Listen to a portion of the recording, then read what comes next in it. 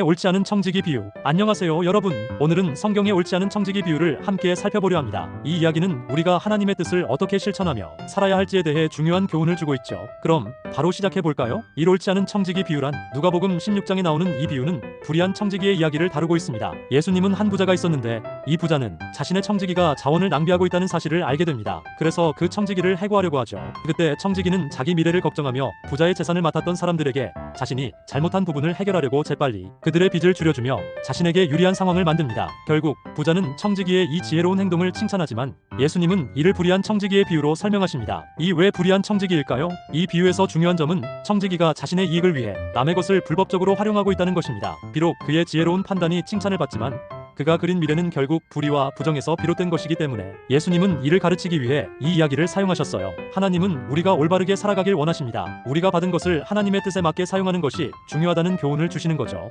우리가 배워야 할 교훈은 무엇일까요? 이 비유를 통해 우리는 자신의 재능과 자원을 어떻게 사용할 것인가에 대한 중요한 질문을 던지게 됩니다. 청지기는 자신의 이익만을 생각했지만 우리는 하나님의 뜻에 따라 우리의 자원을 다른 사람들을 돕는 데 사용할 수 있어야 합니다. 예를 들어 내가 가진 돈, 시간, 재능을 어떻게 사용하고 있나요? 내가 먼저 주고 남을 도울 수 있는 방법을 찾는다면 하나님은 그것을 기뻐하십니다. 옳지 않는 청지기를 지혜롭다고 칭찬하신 이유는 불의하지만 미래를 적극적으로 준비하는 자세, 뱀 같은 민감한 지혜는 칭찬하셨습니다. 주님을 믿으면서 복음을 전하고 사랑을 베풀 때도 적극적으로 준비하고 뱀 같은 지혜는 배우라는 것입니다. 단 불의한 방법이 아닌 비둘기와 같은 순결함, 정직함으로 행해야 한다는 점은 꼭 명심해야겠죠. 하나님은 어떻게 보실까? 불의한 청지기는 결국 자신의 잘못을 깨닫고 회개할 기회를 놓치게 됩니다. 하나님은 우리가 어떤 방식으로 살고 있는지에 따라 우리의 미래를 다루시며 진정성 있게 살아가는 사람을 축복하십니다. 하나님은 정직과 의로움을 원하시며 자신의 재능과 자원을 올바르게 사용하는 삶을 기대하십니다. 우리의 삶에서 어떻게 적용해야 할까요? 이 비유를 통해 우리가 해야 할 일은 자신의 자원을 남을 위해 나누고 정직하고 의롭게 살아가려는 결단을 내리는 것입니다. 그리고 그것이 하나님의 사랑과 은혜를 나누는 길이라는 걸 기억해야 해요.